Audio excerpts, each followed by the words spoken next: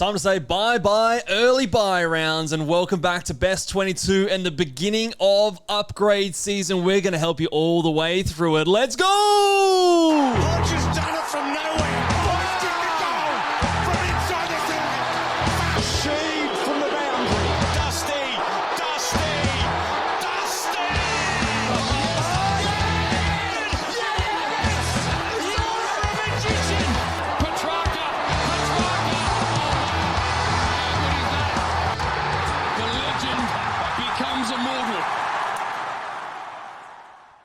G'day and welcome again to the Ball Boys AFL Fantasy Podcast. I'm your host, Mitch Casey, and you can find me on Twitter at Ball Boys Fantasy. And I am up and about because we don't have to deal with any more of these best 18s. Luke, I'm joined by the coach of the Oxlongs, the highest ranked coach on the podcast. Coach of the Oxlongs, how are you, mate? The Oxlongs are once again where they should be, on top.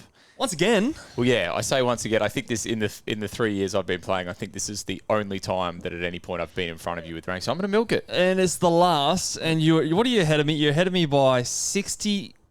What is that? Do quick math. 63 ranking spots. I'm ahead of you. Yeah, that's all that matters, doesn't it? And I must be in your head at least a little bit because just before we jumped on the podcast, you had to find something to you, just a little drive-by on my team value. Yeah, I just went, I'm 100K. I'm 100K ahead of you in the team value. That's how it has to be, mate. So hey, the Oxlongs are trending in the right direction, and Mitchmond plummeting. Plummeting. How far did you drop back this week? I dropped back nearly 3,000 spots, so a score of 1749, and lost my bloody Content Creators Cup matchup by 3 points, which really sucks. So I pushed me back down to 5,890. And it was a weird one. I felt like it didn't feel like I had a terrible round, and yet the numbers showed that I did. A couple of key things didn't go your way. Yeah. Sheasel versus Holmes, no good, and then also Rankin versus Horn Francis. Do you want to know how many points separates us between your 63 spots? 2? 1. Is it really? 1 point difference. Killer. And I mean, speaking of small differences, the only reason you lost your matchup there was 3 points behind, and you had O'Driscoll go down. He was unique. Yeah. He was unique in the matchup. No, come on, just eke out one more tackle, one more +6. 1 point. That's anyway, good. That's good. Hey, it's 1 point. I'm happy to be on top. There you go. How did you score this week? Bigger week than you this week. It was an 1846, which put me up another 6,000 spots. So I've gone from 2 weeks ago out near 30K into 5,827. Very, very nice. And this is where the season... it almost feels like this is where the season starts now. Getting to best 22. The best 18s are gone. The competition is still extremely tight. Sort of like I'm looking at the Content Creators Cup, and Louis, who's about 200 points ahead of me, he's ranked 400. So 200 points between 400 and 6,000 essentially is very, very tight, very close. So that can be made up very quickly.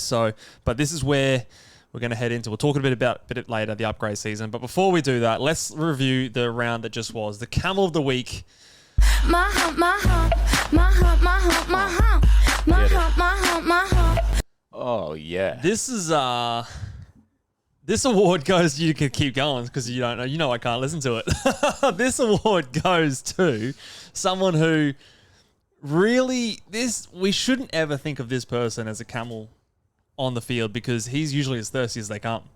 Yeah, the problem here is he was number one in the big boys. He had the easiest matchup in fantasy. We didn't watch this game, but I don't mind giving the camel to Dane Zorko. Just find a way to be better against the Tigers when a lot of people are putting Cs and VCs on you. Yeah, look, there were some big scores. Like Hugh McCluggage cracked to 140. There were some big scores from other defenders that don't normally score very well. And I watched maybe the last half of this game, maybe the last quarter and a bit.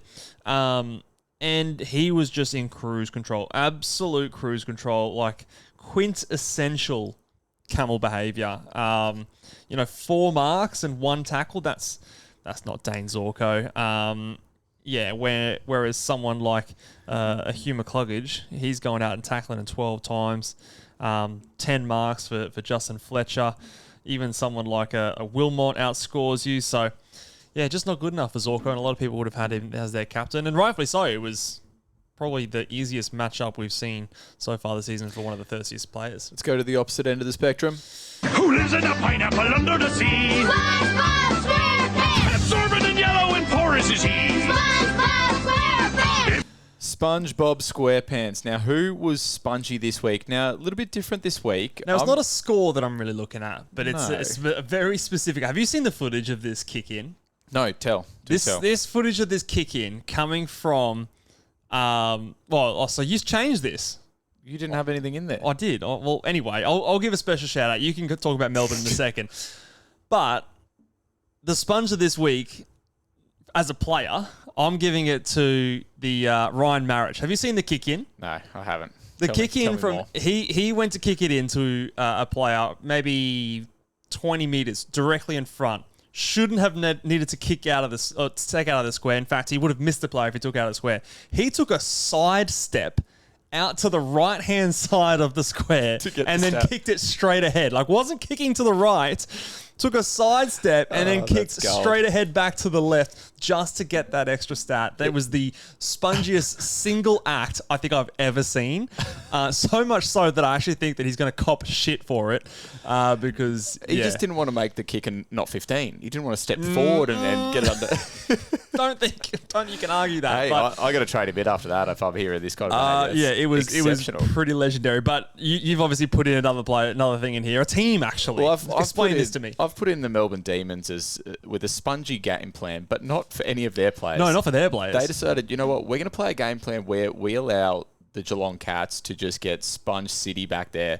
And they decided to basically play one less forward all game. And the Geelong Cats, if you have a look at the scores, they're insane for their backman. 17 marks for Zach Guthrie is just out of the box. So You've got 5 players taking more than 10 marks in a single game. So the spongiest game plan in the world, all to tag one player, and we'll talk about that in a little bit. I swear to God. But anyway, let's get to Bogs and Flogs. I'm sure that player will and coach will come up in a sec.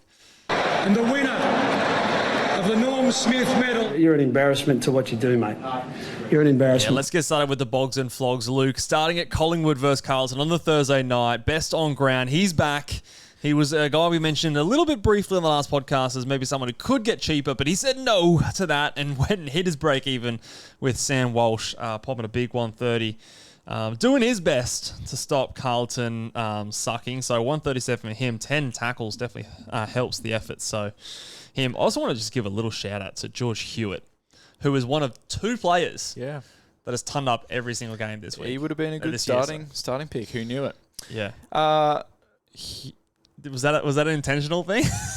Surely that Indeed, wasn't. mate. No, it wasn't. Indeed it was. dear. Then we move to the flog for this game, and it's Harry Perryman. This is going to become a little bit of a theme because This round, man. this round would have been great for our starting squads because there were a 100%. few players that have been stinking it up over the past few weeks that ended up with good scores. So Harry Perryman, you've scored nicely this week. Where was that? 2 or 3 weeks ago. Too little too late, mate. Melbourne versus Geelong, best on ground. Our vice-captain in Baz Linker. He had the great matchup, capitalised and got involved in some of those marks as well. But, yeah, got the tackles done. Just a really, really healthy stat line. 28 touches, strong kick-to-handball ratio, 7 marks, 8 tackles. This man is looking like he's back at his best. Hey, absolutely. I might let you take the flog in this one too. Do you want to come in off the long run-up here? Well, we alluded to this before with the game plan.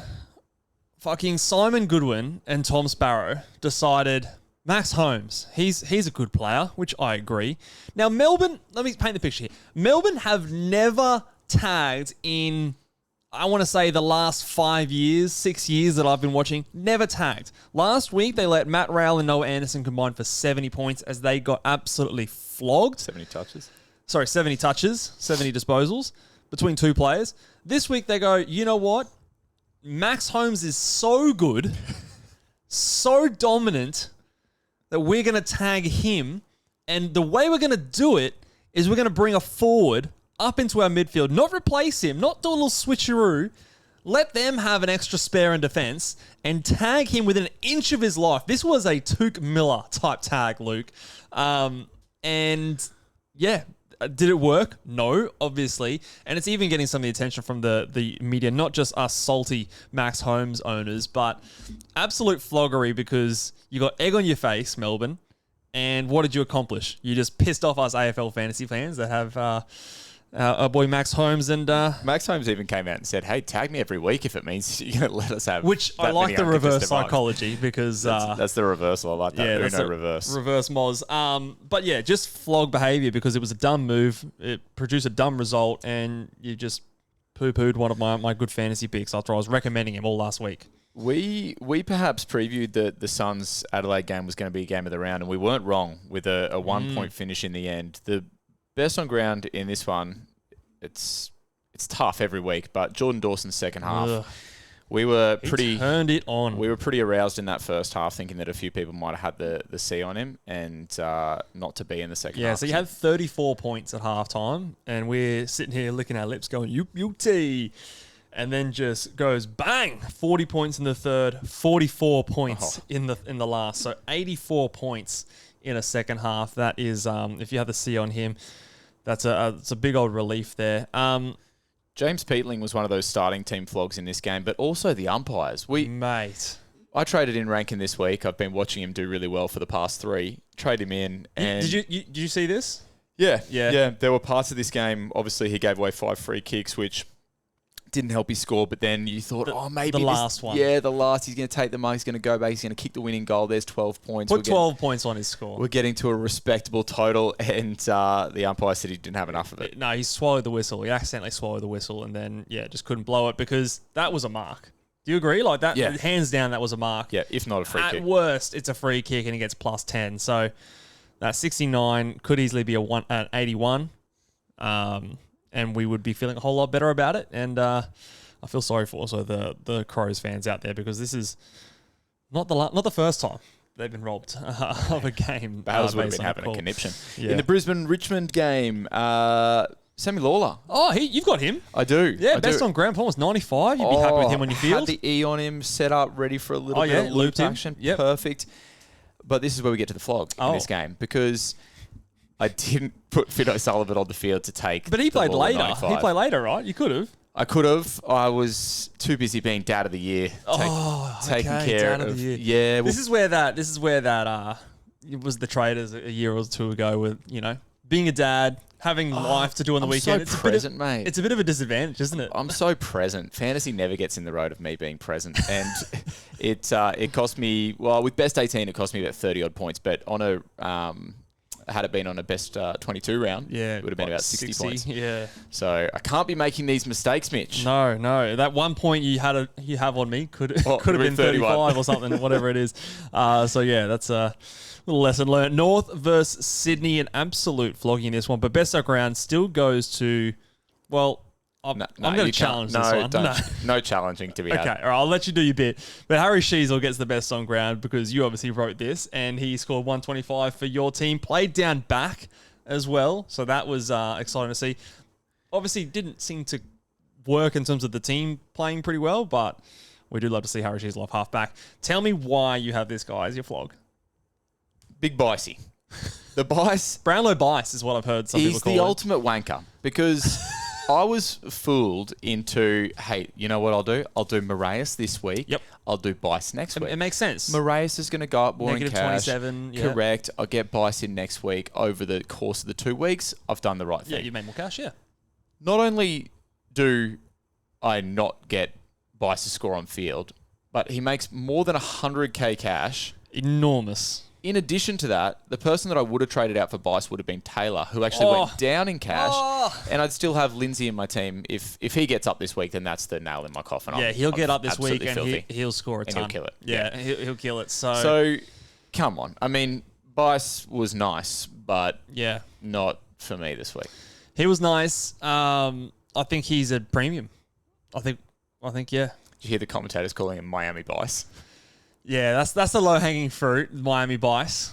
It's a rich area. It is a rich area, surprisingly. But no, he and a great moustache. I think we've got to back in the moustaches. I think you see a moustache like that, and they gotta come on in.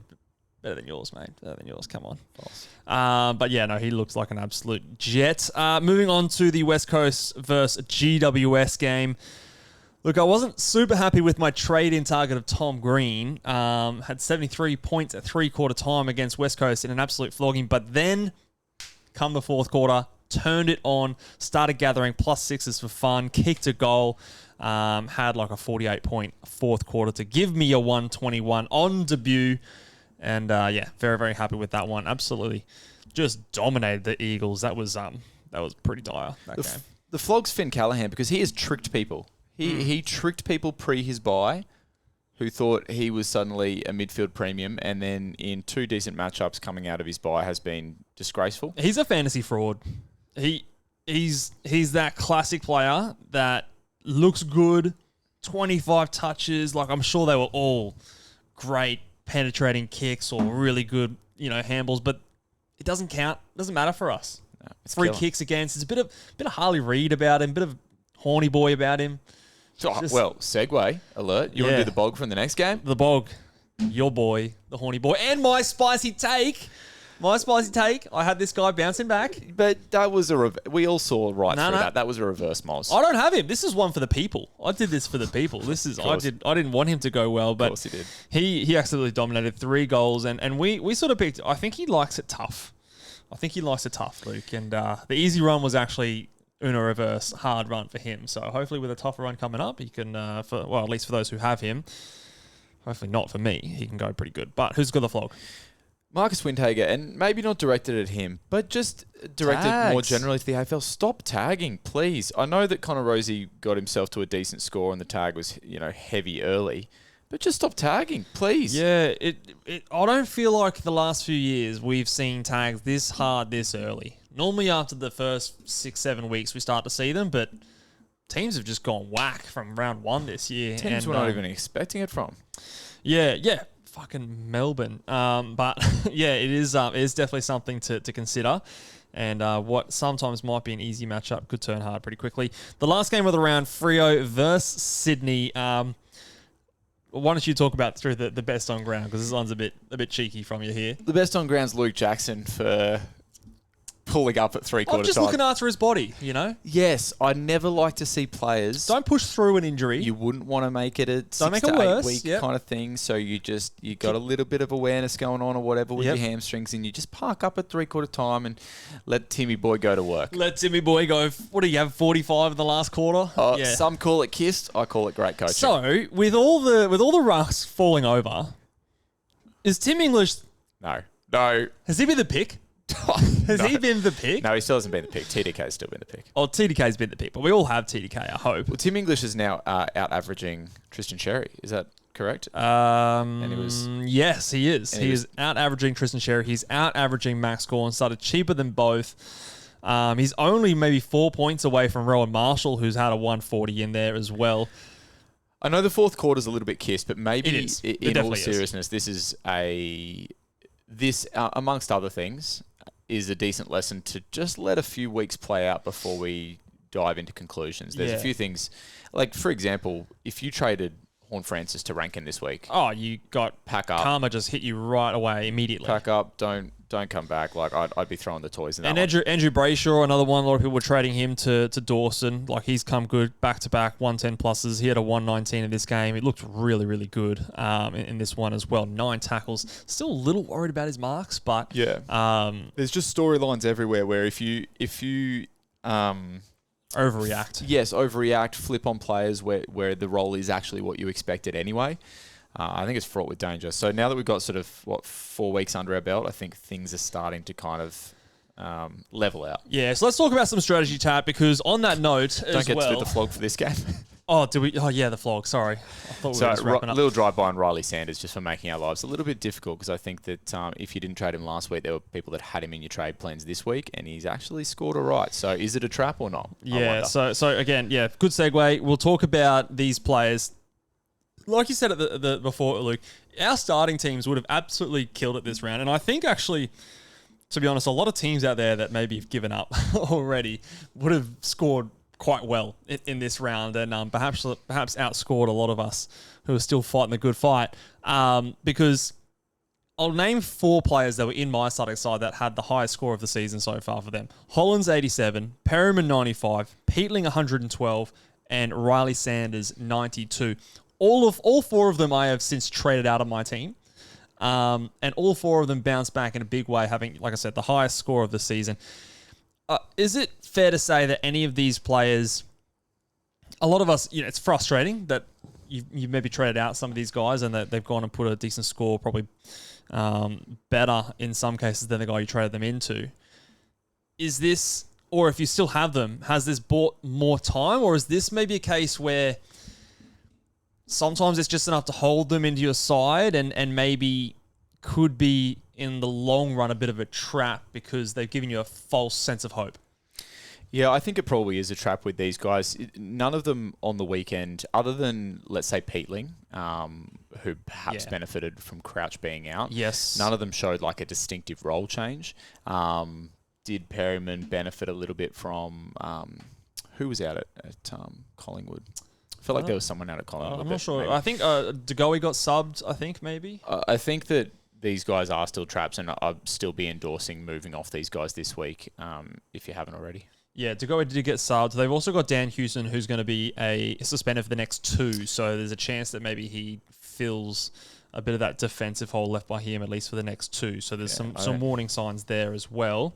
Like you said, Peatling, we had no Matt Crouch, who was significant in the CBA, so I think he obviously benefited a lot from that. The role change was a bit different, so at least for me, it's a little bit of vindication to say I wasn't batshit crazy by starting any of these players. Yeah, they all have the ability to score. They have the ability. They have the roles. Yeah. Oh, well, okay. Some of them have the roles, and when they do have the roles, i.e. Peatling, Perryman, they can go well. I think for Sanders and Hollands, this was just a bit of a fluke game in terms of their role wasn't any different. And Perryman and Peatling, just the role was there, but we can't guarantee the role is going to be there in the future weeks. So I think if you traded any of them, I wouldn't feel worried. And I think even if you've held them, I wouldn't get too comfortable. I still think that there may be one, or you could trade any of those players this week, to be honest, and still feel like I might feel a bit dirty trading out Peatling after a 112. Peatling only had 9 CBAs. So, I mean, there's just probably more points on the table there for Crouch. When Crouch was out, sorry. So I'd still endorse trading him, I think. Let's talk upgrade season. Ooh, because I'd say we're not declaring it, are you? We're officially here. And last time I did that a couple years ago, all hell broke loose. And I think it was this gather around where it happened, and injuries galore. But I think round 5 officially starts the beginning of upgrade season, where we're back to best 22. We're starting to go 1 up, 1 down. Do you want to talk us through what we should be doing when it comes to upgrade season? What is it all about, Luke, in terms of the next... It's a race. 7 rounds. It is a race. It's on your marks, get set, go. So what do you mean by that? What do you mean by it's a race? It's a race to what? We're racing to have what we would call completed teams. So a completed team's a team where you've got... I'm not going to say the best players in every single line, but you're getting your rookies off the field. You're racing to try and get your rookies off the field as quick as you can. And typically... you're doing that in a 1 up, 1 down fashion. So we like to think that our rookies are starting to creep up to their max price, or at least those break-evens are going to creep up and the cash generation will just slow. And then we've got to try and pick the right time to cull them, get rid of them, and then hopefully with our second trade, we can put that cash on top of another, as the traders like to call it, fattened rookie, and get up to a premium. Now, the key thing that I think can be difficult or frustrating is often... the cash that you can make with your 2 trades is not enough to get to the guy that's absolutely flying. So I don't think you're going to get to a Lockie Whitfield. I don't think you're going to get to a Josh Dunkley. So part of upgrade season in my mind, and I know in your mind too, is trying to identify underpriced premiums. Yeah, 100%. It is the name of the game, and I think it's the strategy that I use. And even if you can get to those guys that are flying, what I think is I don't think you should, because... The term that I like to use, and this is sort of what I live by, is I want to have a weekly upgrade cadence basically from here until the start of the buys. So if I use my team as an example, I like to identify, okay, how many players do I consider to be players that I absolutely want off my field by the time the buy rounds come around. So if I look at someone like a Joel Frazier, he needs to be upgraded. Someone like a SDK, he needs to be upgraded. I've got a couple of rookies in my midfield. So there's 4. Actually, I'm getting mixed up because I've already done some trades. But I've got 2 rookies in my forward line. So there's 6, maybe 7 trades. And maybe you've got to count for some injuries and things like that. So we're round 5. Buy round start at round 12. 7 trades or 7 upgrades that need to be made. That's basically 1 trade per week for me to get those players all up to a premium between now and the buy rounds. And if I'm going straight to the top, paying top dollar, if I do that, the next week I'm going to have to settle on a poorer trade-in target because I have no money left over. Whereas if I take a little bit of a haircut and instead of going to Lockie Whitfield, I go to someone like a Tom Stewart. Okay, yes, I'm not going to get as many points, but I'm saving $400,000. That's going to help me with the next week's trade get someone up to a decent price instead of selling for a mid-pricer. Now, early in trade upgrade season, we probably don't have the money to go like a red dot rookie down and a rookie straight up to the top. You might still be upgrading some mid prices or someone like that, but it's still those players that need to kind of go out of your side and they're not producing to get that upgrade happening. So names that we're thinking of here are like guys like De Koning. I mean, depending on what happens with O'Driscoll and his injury, Riley Joel Sanders, Frazier, Joel Frazier, guys like that you still don't want to completely compromise on your trade in. No. You want to make sure that you're getting a guy that, like we say, is underpriced, but is I think not crap. I think that you want to be happy to hold them until their buy, because in the buy rounds we're going to get an extra trade per week.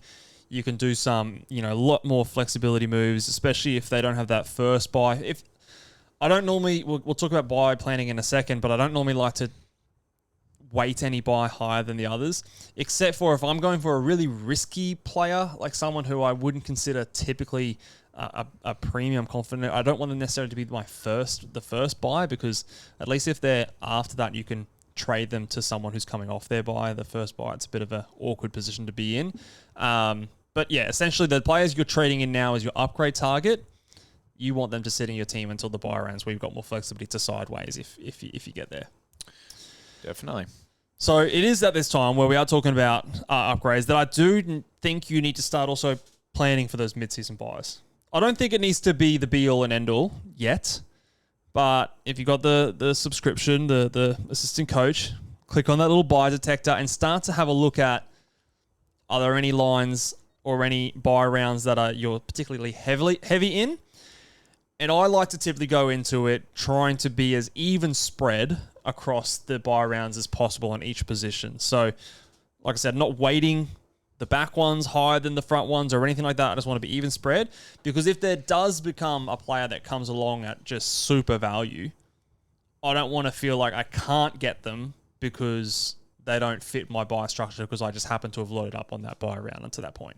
Does that make sense? Yeah. Try and keep it even, and then you can kind of make your moves from there. Yeah, and that usually only applies to the premiums. I don't worry about buys for the rookies right now because chances are they're going to be gone out of my side by then, or maybe they're not even in the team. So we can't really control what the rookies do, but the guys you're trading in now that are hanging around, their premiums, definitely I would start to have a look at their buys and start to plan around that moving forward.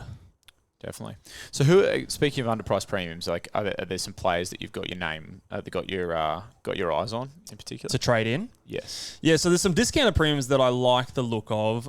Tom Stewart is someone that I was eyeing off before this round. He obviously had that super high break even with his injured score.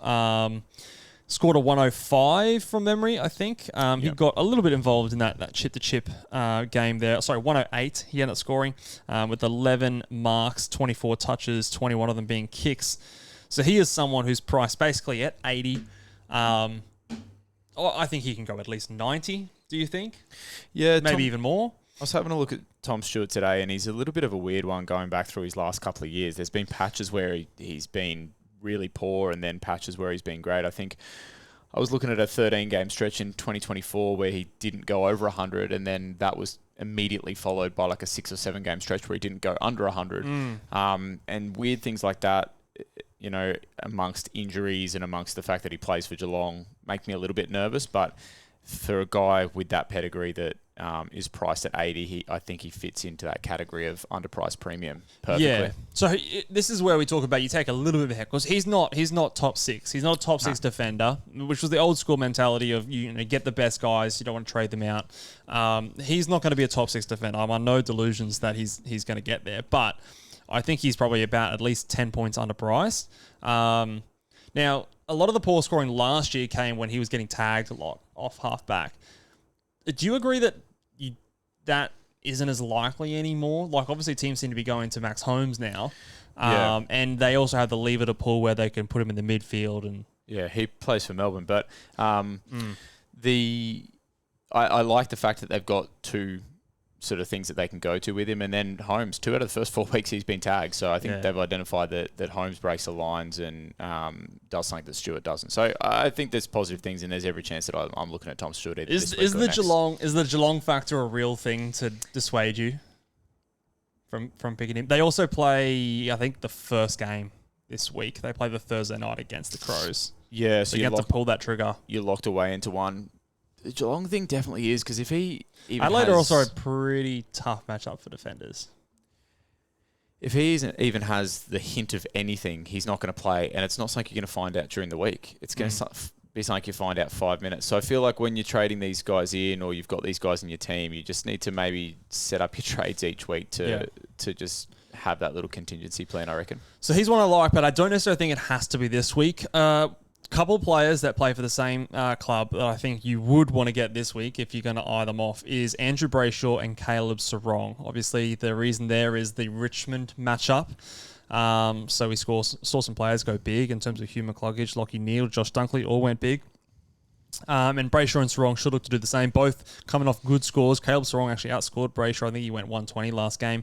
And he's had a couple tag games and, you know, disappointing in terms of his average, but a low of 80 so far in his run, to me, is still pretty solid. So I think if you're looking for underpriced midfielder that have a chance to be top 8 or thereabouts, those are good players to target. I want to get your thoughts on this next guy here, Luke. Tim Taranto, who he is someone that in the preseason we were talking about him as potentially an underpriced player. He's gotten cheaper since then. So he's down $84,000, below $900,000, $896. He was weirdly enough getting tags. Well, I know he got tagged in the St Kilda matchup, at least for part of the game. Why? I don't know why. But he is actually, we identified a hard run for Richmond coming into the season. It is now starting to open up. Freo, Gold Coast, Melbourne, Hawthorn, West Coast, North Melbourne. The only tough matchup in there is Hawthorn. North's not super friendly for... Well, if they were like they were last weekend, we'll have to wait and see which North turns up. Maybe, maybe not. But Gold Coast, Melbourne, West Coast are all dark green. Yeah. Very easy matchups. So is this a player you could definitely have a look at? I don't think many people will probably look that way because he just has been bad. Richmond are a bad side. He's on a 3% own, so not on a lot of people's radar, but I think he could be a good option if you could only afford someone like that. Price under 90, I think he could easily go 100 plus. I reckon there's someone even cheaper Ooh. that maybe not this week, but after this week, I think it's definitely going to be a trade-in for me. And that's a guy that I actually traded out 2 weeks ago. Will Day. Will Day. Well, okay. This is always the talk. So if in this first couple of weeks of upgrade season, I know you haven't given him any thought because he's still in your team, but Locked and loaded, baby. in the first couple of weeks of upgrade season, if you're having to compromise on a trade-in and you can trade in, he's got Port Adelaide this week. His break-evens are mid-90s, but then he goes into a lovely, lovely stretch. Yeah, 5 green matchups in a row. So basically the top 5 easiest teams to score against. So Geelong, West Coast, Richmond, Melbourne, and then Gold Coast. And even Brisbane and Collingwood after that don't tag. So that's somebody that has sort of come onto my radar, especially if you... He after this Port Adelaide matchup, if Geelong don't tag him, he won't see a tag until after his bye. Yeah. Hey, which is pretty nuts. It's not. You don't have to go back too many weeks to look at his opening round score and the reason that everyone started with him. I know there's a few scars since then and people are disappointed, but this could be one of those ones where if you can't quite get to the top or you can't quite get up to Sarong or Brayshaw and you get Will Day coming off Port Adelaide into a great run, I don't think there's anything wrong with that. Yeah, I think that's a very, very good shout there, mate. Let's talk about some other position and options. Kieran Briggs, he's definitely an option in the rucks. Let's entertain the thought of the rucks in terms of Tristan Sherry and or Max Gawn. Are you getting off either? It's hard. Full disclosure, I don't own either of these players, so it's hard for me to put myself in the mindset of what I'd be like. That's a callback. That is a callback. Like 2 years ago. Yeah. No. But I might be trading them out. No, I think it's the Tristan Sherry. I don't think I'd trade Max Gawn. The Tristan Sherry one. Do you think he's injured? There's footage and discussion that he had ice on his hamstring late in the game. It's fair to say he's underdone at the very least. Yeah. And he has still got a lot of his red run to go. I think he's got 4 red teams in the next 5. If he is properly nursing something, it's just so hard because after week 1, I said trade out Rowan Marshall. And he comes through and drops a 140 on. Now, he did have Geelong, and it was SDK. It wasn't, Reece Stanley. It's such a hard position to be in. So I really don't know what I'd do. The issue with going from them to a Briggs to make an upgrade possible is you're sacrificing points, potentially. Yeah. You might not be if he's underdone, injured, and coming up against these matchups, but it is a hard call to make because I would not be surprised if Tristan Sherry comes out and drops a 130 in the next couple of weeks. The thing that I think, if you decided to go Sherry to Briggs and then just you got Briggs for a few weeks, you're waiting to see what happens in the ruck landscape. If that gives you the cash to do something really lovely on the other end, I think that's where you have to kind of justify it to yourself. You're saying, oh, okay, maybe I'm losing some points if Sherry does come and pop a big score, but as long as I feel like I can make those points on the other end of the trade, then this Briggs thing is also going to make me money. And it's just buying me a couple of weeks just to watch the ruck landscape, watch how it all plays out. So you're making what, 200 and nearly 250K? Which it's probably difficult to do that in a rookie downgrade at this point. It's basically like a max haul down to a basement price would make you a similar amount of cash, and there's not too many basement price rookies coming through that we're going to launch at straight away. So it is a play. I think I tend to err on the side of holding these guys until there's a official injury and we know they're out or something like that. But it is worrisome for Cherry. I think Max, you just ride. Yeah, I agree. Do you agree with that? Yeah, nothing seems to have changed there. Just a couple of stinkers. He doesn't look as good. Like, he should have done better against Geelong. I don't care that Reece Stanley was there. I know it's probably tougher than SDK and Blitzarves, but that is disappointing. He's going into the toughest ruck matchup in Essendon this week, but after that he goes into Freo. Obviously, we don't know how Luke Jackson is, whether they bring Shawnee Das back if Jackson's no good, but then he goes Richmond, West Coast. Green. Yeah, so I wouldn't trade out this week. Even Hawthorn's not too bad either. Even if he struggles this week, he's going into 3. Decent. Yeah, so I definitely would hold Max. Tristan Sherry, it could go either way. I'd want to see some more information on if there's a legit injury and something that they are nursing there, because that doesn't look very good. What about in defense? I want to throw a curly name up there, and this is probably going to get some reactions from people, but what about Luke Ryan? Nah, can't trust it. Have you put him here because he's got Richmond this week? Yes, and he's lost $138,000 off his starting price and is at $910,000, which is very cheap. I know Freo haven't been setting the world on fire, but Fremantle know that their ticket to a premiership is not Luke Ryan. Not only does he have the Richmond matchup this week, he also has Melbourne the week before. And we just saw Melbourne give up and they were crucified for world record number of uncontested marks. They have done that against Fremantle previously too. That game that Melbourne played literally reminded me of that Freo game that they played against them in Alice Springs last year. There's 2 reasons why it won't happen again. Surely not. Surely not. But, and then 2 weeks after that, they have St Kilda and Collingwood. So 4 out of the next 5, I'd say, are green. This is a very nice run for Freo defenders. Hey, we all did it last year, and it works for a period of time, but it can go south quite quickly. So I'd probably say no, but it would not shock me if Luke Ryan does his little stretch now, like he did in the middle of last year, just because of the runs coming up and the matchups. So coming off 100, I don't know, could do worse. Could do worse. What about, we've kind of started talking trade targets. What about some rookies that we're keeping an eye on? So Riley Bice. Bice is nice. We got to buy the Bice. We got to bite the Bice, buy the Bice, get in the Brownlow Bice. All things Bice. He needs to come in. Obviously, you and I missed him. You're going to roll the Bice? I got to roll the Bice. And he's got to come in. Negative 41. There's a lot of negatives. It's a lot of negatives. Negative 41, and he's gone up 100,000. He's still under 400,000. And he can go straight on your field, can't he? Oh, reactionary. So this is a structured question as well. Well, now we don't. A lot of teams now, I think we've been living in Lupe fiasco land. Well, at least I have, because when I started moving my team around, I'm thinking, who am I looping on this week? What's going on? Who? And then I realized, fuck, I got to make some decisions. Yeah, here. you got to. And that's when I'm at my worst. But from what we saw, not only last week with the enormous score, but he gave us a 75 the week before, and he looked fucking good. This is not 64. Did he? Yeah.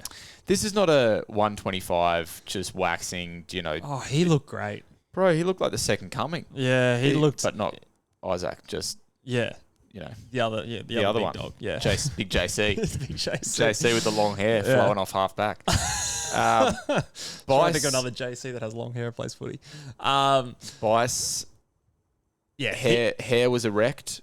Moustache was looking lush, the tickler. Yep. There was lots to like about Big Yeah. Bicey. Humble as well. I liked what he said in the post-game presser. What did he say? Tell me. He was saying that, Humble. You wouldn't know that. No, yeah. It's a bit foreign to me. But he, just was saying that, he was about to give up on his footy journey. This was going to be last go round. And then he was going to, I can't remember what he said he was going to do, sell cars or I think he was a salesman of some kind. He would have sold a few of them with the salad like that on top. Yeah, but I reckon he's got a good career in footy at least, in fantasy footy at least. But no, he did look very, very good, and I think he's going to be definitely a fieldable option. Outside of him, I think it does get a little bit harder.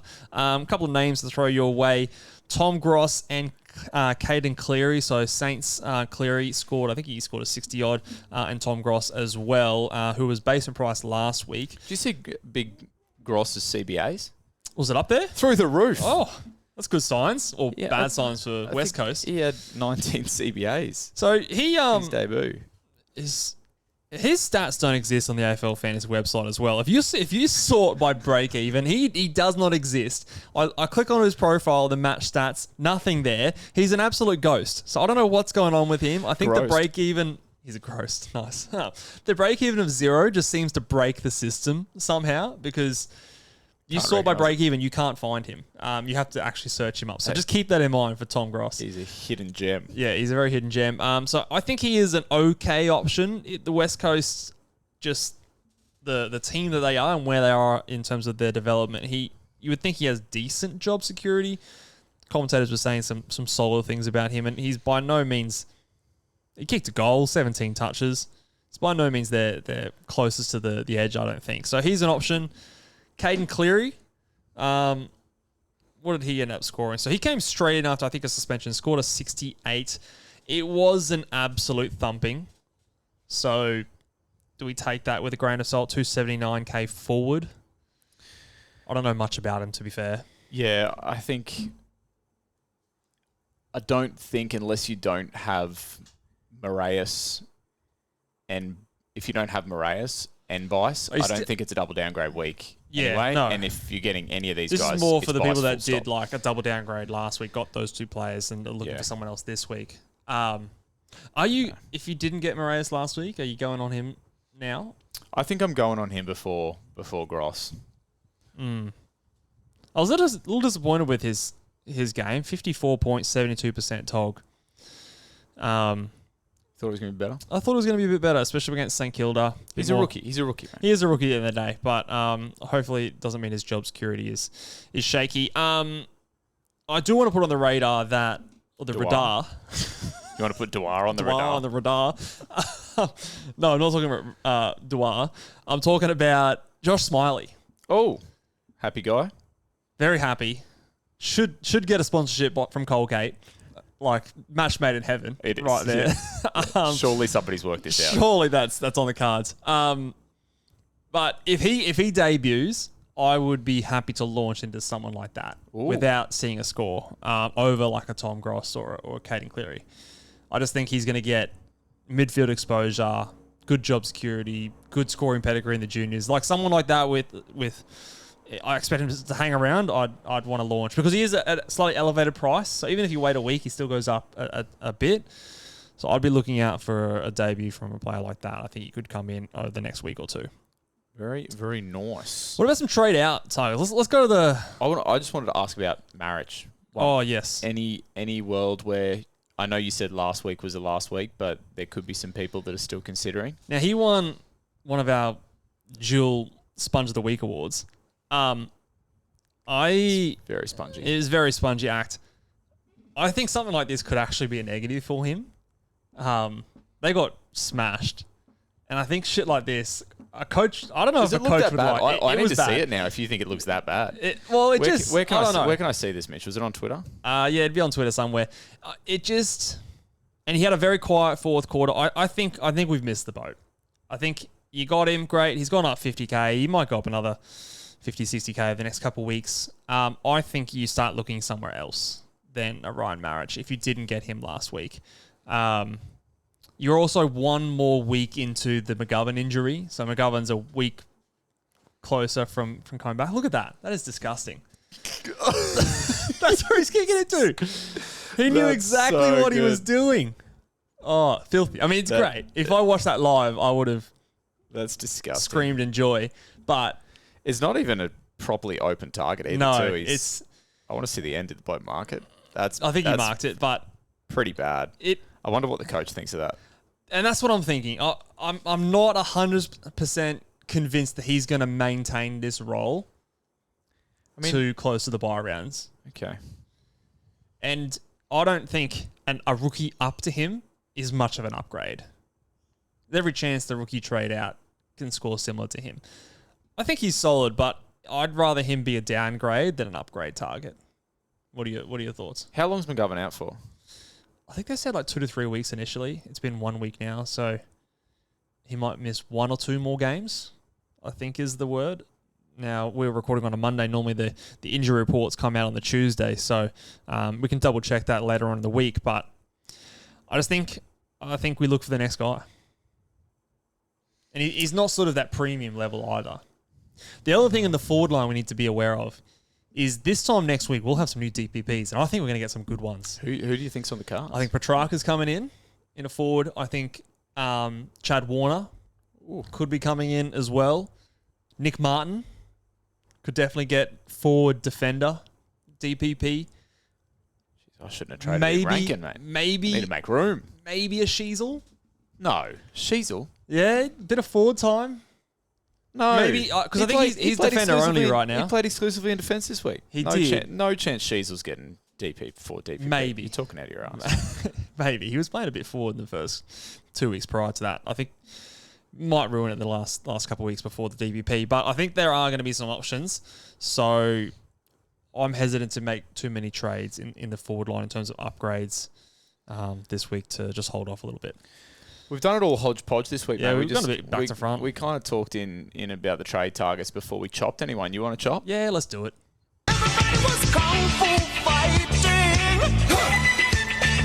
Nailed it. That was perfect. That's the best week we've done. Perfect. Joel unison. Frazier What about him? is a dud. Oh, Straight dud. you diagnosed him. You've diagnosed the shrink. Yeah, it's called the dud diagnosis. And he's got It's a it. stretch. He was my first trade of the season, Yeah. and I botched it. Yeah. I thought his role was going to be better. I think he needs to go as a matter of priority. You can't put up 40s price of 700,000 And Do you go down in cash this week? I'm going straight down to Bice. Oh, I would get going big. Bice on my field over that dud any day of the week. Bice looked so good on the weekend. Yeah. You're saving so much money. It's an actual upgrade with an extra 300k in your pocket. Oh, watching Bice was like looking in a mirror. So I think Joel Frazier's got to go. What about... Straight over that. No, I was already thinking about the next thing I was going to say. All good. It's just some straight arrogance from me. What about SDK as another sort of guy similar in that role? Now... SDK to Stewart this week is only costs you like... Less than 100k. It's like 80k. Yeah, That's nice. it feels tempting. What if Stanley's back out? Okay, so this was going through my head today. If Stanley's... Yeah. And this is good, with Thursday night. Yeah, so we'll know. So we'll know before anything happens, all of this stuff. Yeah, so we can't get any Geelong shenanigans. Yeah, Can't get us this time, Chris. He'll find a way. If Quarter Stanley's one back out... somehow gets another player in. Yeah, he will. If Stanley's back out, SDK did enough this week just gone to keep his break even from anything too crazy. 60 odd, I think. Yeah. It's still not awesome, but if Stanley's out, then I'm going to persist with SDK. I think there's better things that I can do. But if Stanley's in, I'll seriously consider this one because I know he scored well last week, but remember this is historic uncontested mark numbers for Geelong against Melbourne. And he played genuine key back. Yes. Had 2 hit-outs. He did. So, and as you pointed out earlier in the podcast, Adelaide are not an easy matchup for defenders. And they're not an easy matchup for Rucks either. They kept... I mean, I know he had the hamstring, but they kept Tristan Sherry to 77 or whatever he scored. It just gives me more confidence that he's going to at least be around the points if Stanley's not there. I agree. Do you know what I mean? I don't suspect him to get a heap of hit-outs against Rob or anything like that, but at least he's going to have the opportunity to get points, whereas when I'm playing full-back, that could have been a 40 on the weekend, and then he'd be in everyone's trade plans. Yeah.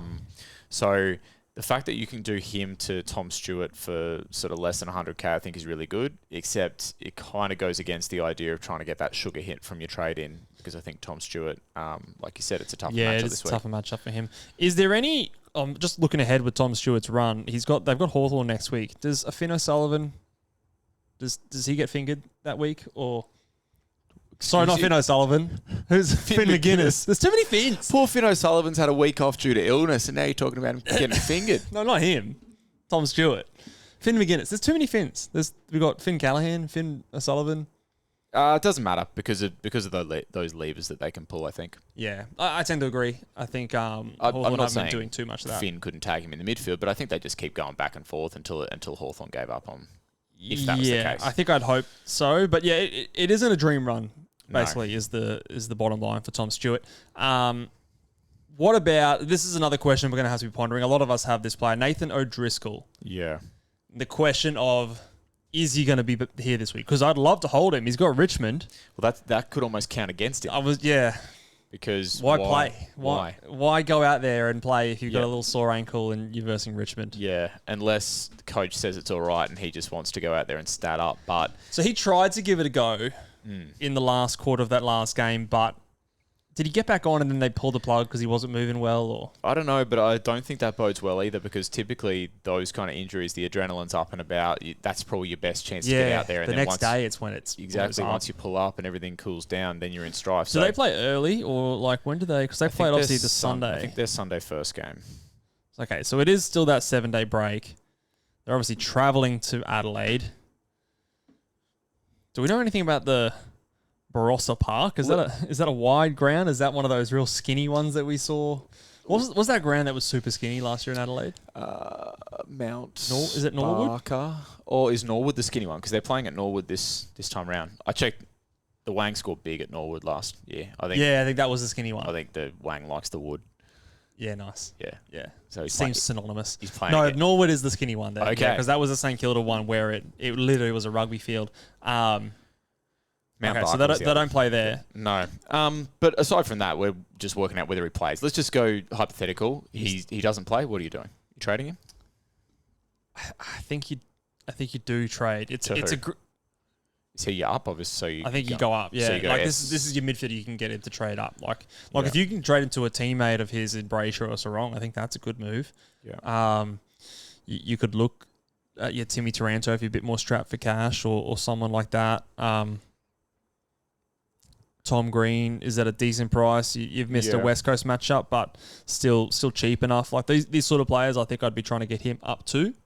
I'd be tempted to hold if there was confirmation that it was just a week thing. It's like, oh, he's just a little bit proppy. He'll definitely be back next week. We're just going to be cautious. Yeah.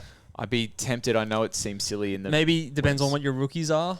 It probably also depends how confident you are in your trades. If you're feeling really good about your trades and you're kind of happy to hold him 1 week, how many will you get a look at any rookies with loops before you have to make that decision? Because Camperreale, if you've got him as a red dot, doesn't play until later. Saturday 120, so you could see 2 games. So who are you going to see? We've got not really anyone. No. I mean, maybe if you've got Cleary. Is Cleary? No, he's forward only. So you can't even see like a Finn O'Sullivan if you've got him because the games overlap. Yeah, no, we've got some weird times this weekend. So you're not going to see much with him. I mean, if O'Driscoll is out, then you'll be able to loop with him. So you'll be able to look at... Jesus, not too many. Who are the rookies we got? Port Adelaide? No, they play Sunday. Yeah, St Kilda play Sunday too. So Kilda play Sunday. So it's killer. You're looking at Levi Ashcroft, but you're assuming he's on field anyway. Yeah. That makes maybe it is a Finn O'Sullivan if he's back. You're looking at against the Suns. It's probably the only one there, and that's assuming he's there and he's got over his illness. Yeah, that's otherwise it's a tough sort of schedule there. The other thing is, and I'm just looking at my team here, like I've got not much bench cover on my midfield because I have the Camperreale and Hasty red dot there. So him not playing means I am forced to maybe make a dodgy little move in my midfield there as well and put maybe a rookie I'm not as confident on in his place. Here's a scenario for you. Reece Stanley is still playing. Yep. And O'Driscoll is named out. Who do you trade first? Oh. So SDK is still basically a fullback against a Adelaide team on a Thursday night, or do you? Well, I think, and O'Driscoll's obviously not playing, but you know you'd hope that maybe they say he's back in 1 week. He's just resting against the Tigers. I think you could trade SDK because you know you're going to have to trade him. He's going to this week, next week. Yeah. Do you know what I mean? Whereas Nathan O'Driscoll, it hurts you this week, but then you're maybe in a better position than others because you held the following week. Because he has 65 by 3/4 time, 55% time on ground. So he was on track for another 85 sort of score again. Yeah. And which is good. He looked good. It's a tough one. Let's just fingers crossed that they say he's all good and we don't have to worry about it. Yeah, but that's definitely a close watch on this one. Some other players that we're chopping. So this definitely now, if you can make a red dot rookie, like if you banked a bit of cash last week, you did the double downgrade, and you can turn a red dot rookie and like a slowing rookie into a premium and a green dot, that is your perfect trade. Yeah. Like that is the quintessential one up, one down. Those don't come around every week. But if you can make that sort of a trade, I think you definitely do it. What about some of the guys that were in our trade plans prior to this round, but then had a decent score? Are you still looking to trade someone like, if you got stuck with a Perryman, a Hollands, a Sanders, are any of those guys back on the chopping block, or are you looking for something else? Hollands definitely. Yes, I agree. Maybe the one thing with Perryman that you could hang your hat on is like you said, now absence of Dan Houston, we would think. So is that a good thing or a bad thing? It's tough. Maybe it gives more access to points if he's playing in that role that we initially didn't like. But the trouble there is I think that now Collingwood have decided that they've got 2 or 3 other guys that they also like in a similar role. So I think for him, he can go as well. Sanders, I think, can buy... He maybe has bought himself 1 week. Yeah. But if maybe till DPPs come in. Yeah, and if you've dodged a heap of bullets and have some trades that you like that involve Sanders, I wouldn't caution against it either. Yeah, I think I'd agree there as well. The only other guy that I think needs to be high up on a lot of our trade lists, and this is just my team with the bullets, Luke, Hugo Garcia, I think needs to be up on our trade list as well. He scored a 42 last week, and it was... like the second half, I think he maybe scored 8 points in total. I thought it was your good coaching that got into his big score the previous week. What happened? Yeah, I took the weekend off and I thought I taught him how to fish, but clearly not. The man needs me in his corner the entire time. And I'm just stretched a bit thin through the rest of my players at the moment. So couldn't get that one-on-one attention and subsequently went poorly. So Jack Steele missed again. Yeah. but it wasn't the Richmond matchup. If Jack Steele comes back, Oh, no. is that 42 or 22? It could be trouble. It could be even be a vest. It could be a vest. His break-even's back up to 35. He's got a bit of money on his head now, 508,000. You could do a bit with that. Yeah. So I think he is also, if you say some of those other guys, like an SDK, or you don't have a Fraser or Nathan O'Driscoll's there, like he would be sort of my next guy to go, because you might be able to get someone decent with him. It's only 300k from him to someone like a Stewart with a bit of DPP action. Beautiful. What do you reckon we wind this thing up? Let's wind it up, mate. So, yes, thank you very much, guys, for sticking around and listening to this one. If you enjoyed it, give us a big thumbs up. Subscribe on the YouTube channel. And if you guys are enjoying the podcast, please take 1 minute out of your day and head over to Apple Podcasts or Spotify, wherever you listen or don't listen. You can do it both. And give us a 5-star rating and review. It really helps out the podcast. If you want some more in-depth analysis and a new blueprint is dropping this week, head over to patreon.com/ballboys to get an extra edge up over your mates and get up in those rankings. We would very much appreciate the support there, guys. But until next time, we'll see you guys on Friday afternoon to preview Gather Round.